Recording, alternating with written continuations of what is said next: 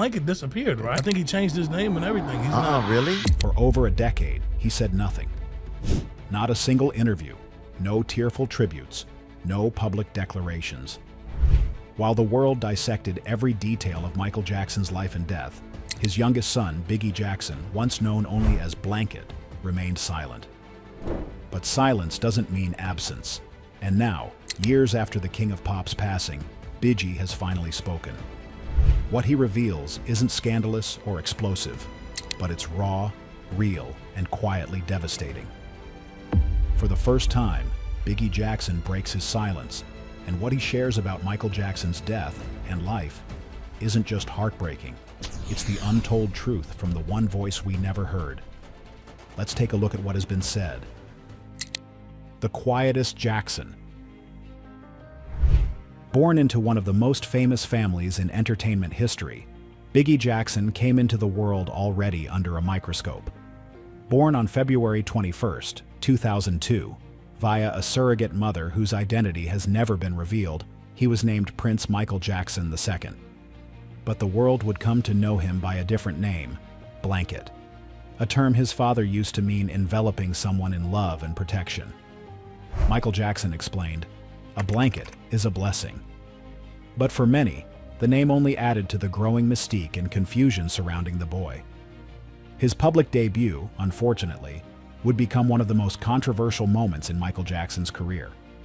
In 2002, just 9 months after Biggie's birth, Michael infamously dangled his infant son over a hotel balcony in Berlin as fans screamed from below. The child's face was obscured by a towel, and the move was intended to be a playful gesture. But it sparked international outrage. Michael issued a swift apology, admitting, "I made a terrible mistake." But that single image, Blanket suspended above a sea of fans, would follow Biggie for years. From that moment on, Biggie disappeared from the public eye. While his siblings, Prince and Paris, occasionally appeared with their father or later took on public roles, Biggie seemed to be more protected as a child, and then, when old enough, retreated into silence by his own choice. He rarely appeared at events. He didn't speak in interviews. He didn't even post publicly on social media. To most of the world, he was a quiet, unreadable shadow of his legendary father.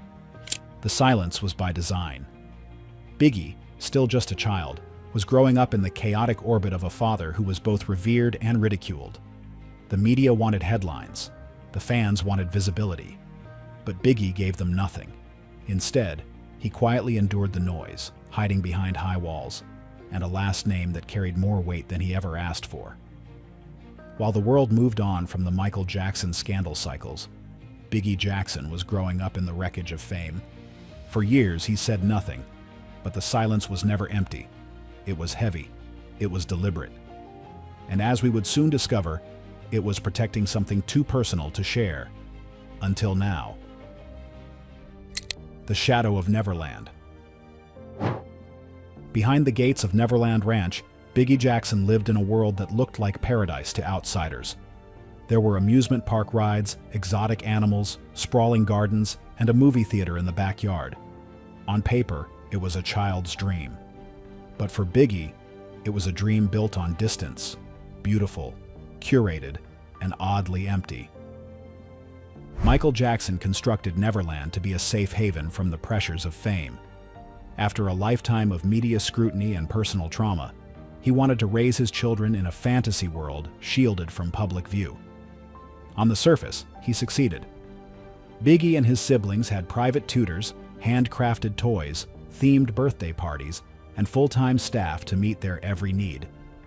They were insulated from paparazzi, tabloids, and the chaos that defined their father's external life.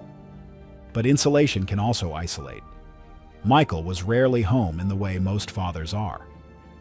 As a global superstar, his life revolved around rehearsals, studio sessions, legal meetings, and international travel. Even when physically present at Neverland, he was often emotionally distant, locked in meetings, or working late into the night. According to those who knew the family, it wasn't unusual for Biggie to see his father only from afar. A passing glimpse through a tinted window or down a hallway as Michael was ushered into another obligation. Parenting duties were handled mostly by nannies, bodyguards, and trusted staff. Daily conversations, bedtime stories, and simple father-son bonding moments were often outsourced. Michael loved his children, but love alone couldn't bridge the logistical and emotional gap that fame had built between them. And as Biggie grew older, he began to feel that gap more acutely. The one constant in his life was his siblings. Paris and Prince weren't just family. They were the only ones who truly understood what it meant to grow up under the Jackson name. They weren't close in age, but they were close in experience. They played together in the Neverland Park, watched movies late at night, and protected each other from the noise outside the gates. Still, something fundamental was missing. Biggie was surrounded by magic, but not by presence. There were moments of joy, but also long stretches of wondering why his father was so often out of reach. As a young child, he couldn't articulate the void. But it was there, a subtle ache beneath the surface of the wonderland built for him. Neverland was designed to be a shield, but for Biggie, it sometimes felt like a wall. The world saw it as Michael's ultimate gift to his children. Biggie experienced it differently. A stunning, surreal environment where love was expressed in grand gestures but rarely in daily connection. He lived in his father's creation, but not always in his father's arms. And then, at just 7 years old, that distant presence vanished for good. Grief and silence. On June 25, 2009, the world stopped. Michael Jackson, the king of pop, icon, and cultural titan, was gone.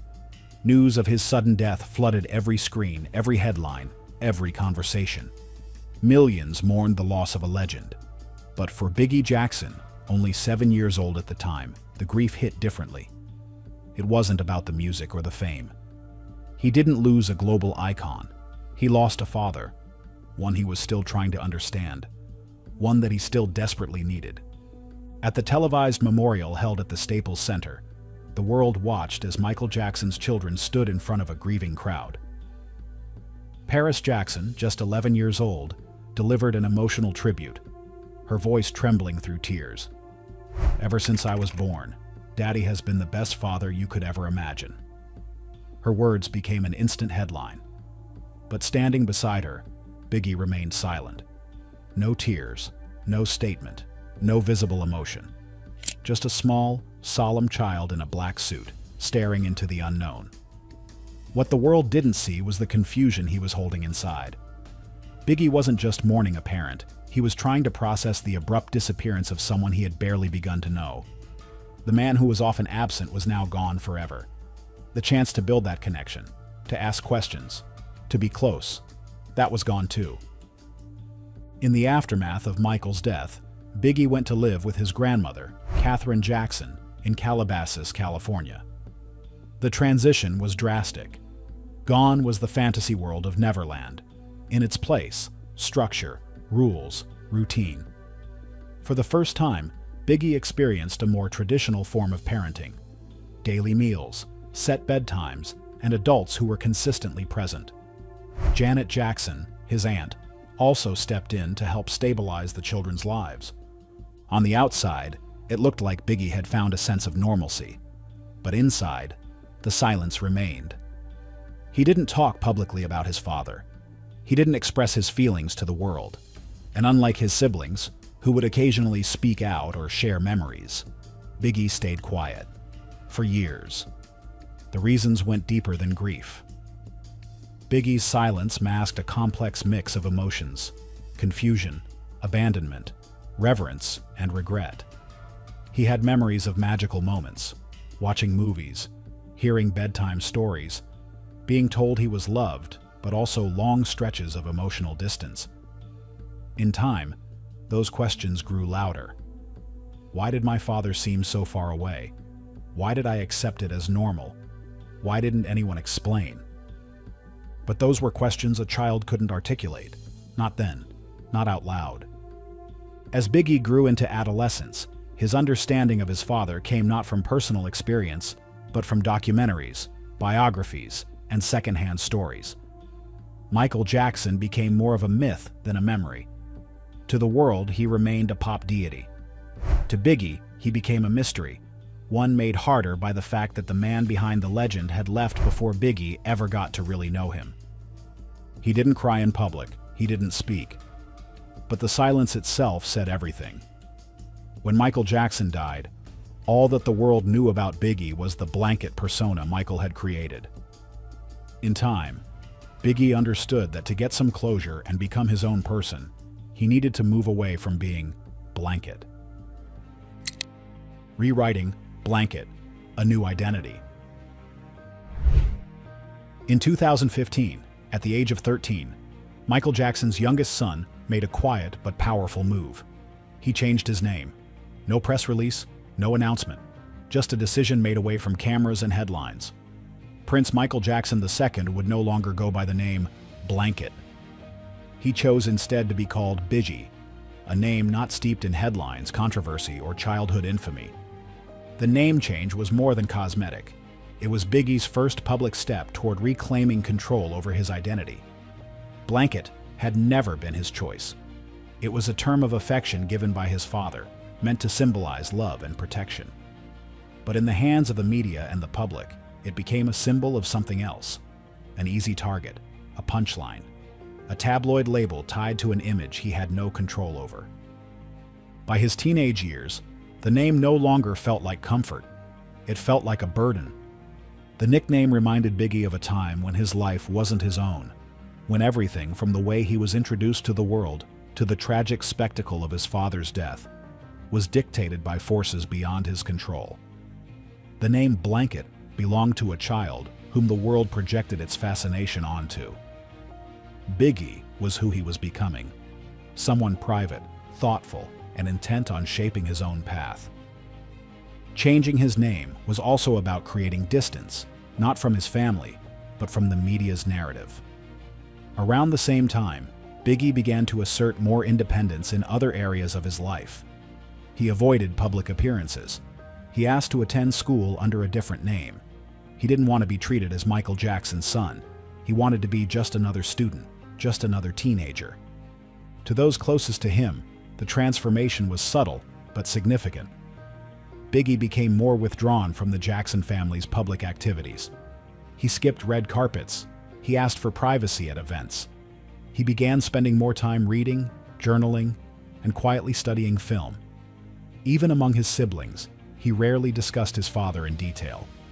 The name change and the behavior that followed was his way of saying, "I'm not a symbol, I'm a person." And though the world may have still referred to him as Blanket in headlines, Biggie had already moved on. He didn't need the world to understand his choice. He just needed the space to make it. Passions over publicity. As Bigi Jackson grew into adolescence, one thing became clear.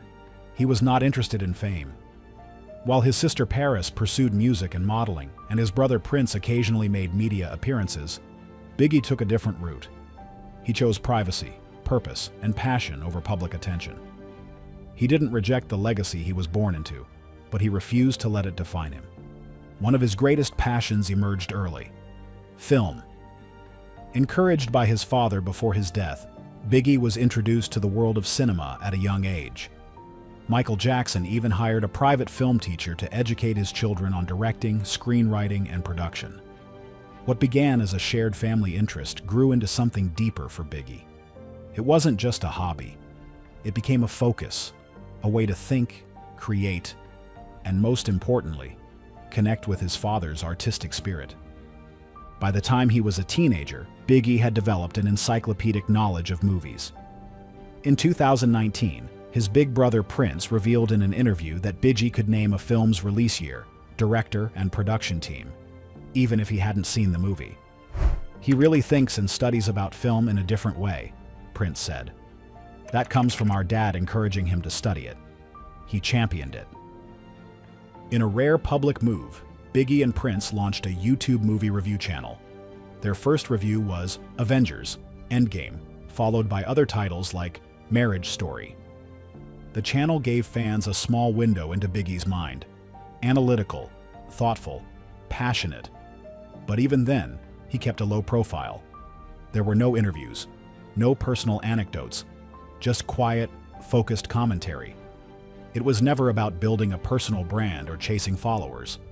It was about the work. In 2021, Biggie made another rare appearance during an interview with Good Morning Britain, where he spoke briefly about his father's legacy.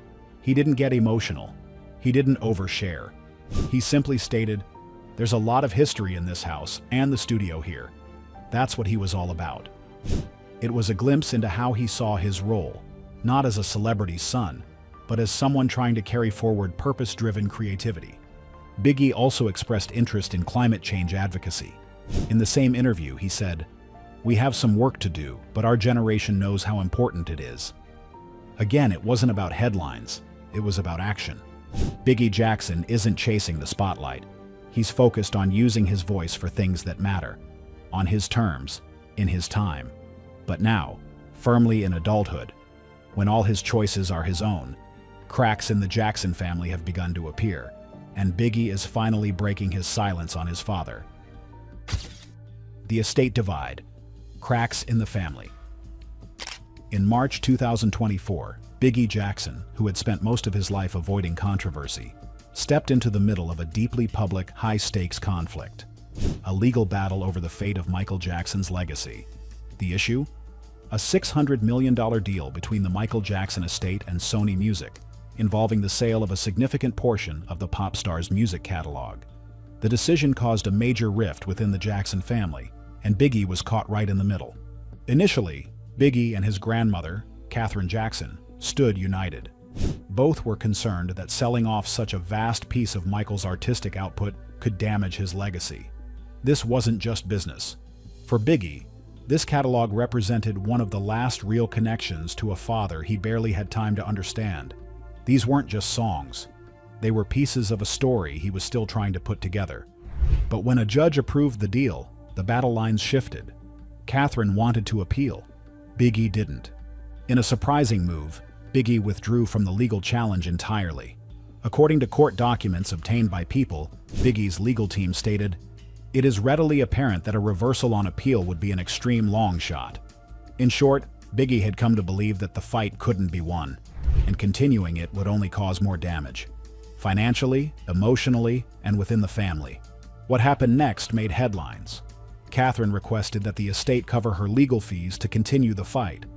That's when Biggie drew the line. In a rare legal counteraction, he asked the court to deny her request. He called it unfair and made it clear that using estate funds, his father's legacy, to pursue a challenge he no longer supported and that he felt was bound to fail, was something he could not stand by. It wasn't just a disagreement. It was a declaration. For years, he had stayed silent out of respect for his father, his family, and the complex dynamics that surrounded both. But this time, he spoke up. Not with anger, but with conviction. He wasn't trying to start a family war. He was trying to protect what remained. To outsiders, the headlines painted it as a generational feud over money. But for Biggie, it wasn't about control or profit. It was about principle. The catalog wasn't just an asset. It was his father's legacy, and the endless legal battles threatened to turn it into a bargaining chip. Biggie chose not to escalate. He chose to step back, even at the cost of public misunderstanding. In a family where silence had long been his armor, this was his line in the sand. It marked a shift, from quiet observer to independent voice. The youngest Jackson had spoken, and it was clear he was no longer hiding behind anyone. The moment he finally spoke. After years of quiet, Bigi Jackson finally broke his silence, not with a media spectacle, but with a rare and emotionally grounded interview in early 2025. For someone who had spent most of his life avoiding the spotlight, the decision to speak publicly was deliberate and loaded with significance. The interview didn't come with a marketing push or family coordination. It wasn't a PR move, it was personal, and it was time. From the beginning, the interviewer didn't hold back. Some people say you weren't as close to your father as Paris and Prince were. That maybe they should be the ones leading this legal fight. What do you say to that? Biggie didn't flinch. "I've heard that before," he said quietly. Then came the words that shifted everything. "I've stayed quiet out of respect, but I can't hide this." What followed wasn't a scathing takedown of Michael Jackson. There was no bitterness, no accusations. Instead, Biggie spoke with precision and restraint, sharing a version of his father the world rarely heard about. The father who wasn't always present, who made mistakes, who struggled to balance fame and fatherhood. He wasn't perfect, Biggie admitted. There were times he just wasn't there. And when you're a kid, it's not always easy to understand that. Then, almost in a whisper, "It's bad that people don't see that part. There were times he wasn't there in the way I needed. And then he was gone, and I had no chance of ever being able to get that from him." There was no rehearsed delivery, no drama, just an honest reflection of a child now grown, processing the reality of a father he both admired and missed. It was heartbreaking because not only did it reveal that Bigi felt like he missed out, but with Michael Jackson's death, there was no chance to rectify it either. "It's not something I ever wanted to say publicly," Bigi continued, "because once the truth is out, it gets twisted, but this is mine to tell." He paused, then added with clarity, "He was under pressure. He had his own struggles, but that didn't mean we didn't feel the distance." Yet even in acknowledging the flaws, Biggie reaffirmed what mattered most. "Still, when we were little, he created this magical world for us. He told stories, played with us, made us feel safe. I believe he loved us. I really do." This wasn't about bitterness. It was about reconciliation with the past, with the memory, and with himself. Biggie ended with one powerful reminder. No matter what, he raised us to love each other, to stay close. That's never changed, and I know he'd be proud of that. But I'd be lying if I didn't say I still wished he were here. There were no tears, no outrage, just a young man finally speaking a truth that had lived in silence far too long. For the first time, the world heard not from Michael's fans or critics, not from documentaries or family spokespeople, but from the one person who had remained silent through it all. Bigi Jackson finally broke his silence. And it's heartbreaking because it's honest. Carrying the legacy his way. At 23, Bigi Jackson is no longer the quiet boy behind the veil or the media label blanket. He's a man who has endured public trauma in private, grown up under immense pressure, and lost his father far too early. But he is now building something that is entirely his own. Not a music career, not a headline-grabbing persona, but a life of purpose, direction, and self-definition. His passion for film hasn't faded. If anything, it has intensified. What started as a childhood interest, fostered by his father's deep love for storytelling and cinema, has become his foundation. Perhaps it's his way of still creating a connection with his father, of feeling close to him even though he isn't around. Biggie's personal life remains closely guarded, but his values are increasingly visible. He stays connected to Prince and Paris, bound not just by family, but by shared experience. As Prince once said, "No one else really understands how you grew up, but your siblings do." That understanding has helped all three navigate a world that never really gave them a choice in who they became to the public, and it's helped them all navigate their father's passing through a shared experience. By breaking his silence, Biggie didn't offer scandal or spectacle. He offered perspective, one that was long missing from the conversation. He humanized a legend and revealed the emotional cost of growing up in his shadow. At 7 years old, he didn't have the words to express what he felt after his father's death, but now he does. His words were honest, not performative. And in a world that thrives on controversy, that kind of honesty is rare. Now that Bigi Jackson has finally broken his silence, how do you see him? Do you think it's the right time for him to speak about his father? Let us know your thoughts in the comments. Thanks for watching. We'll see you in the next video.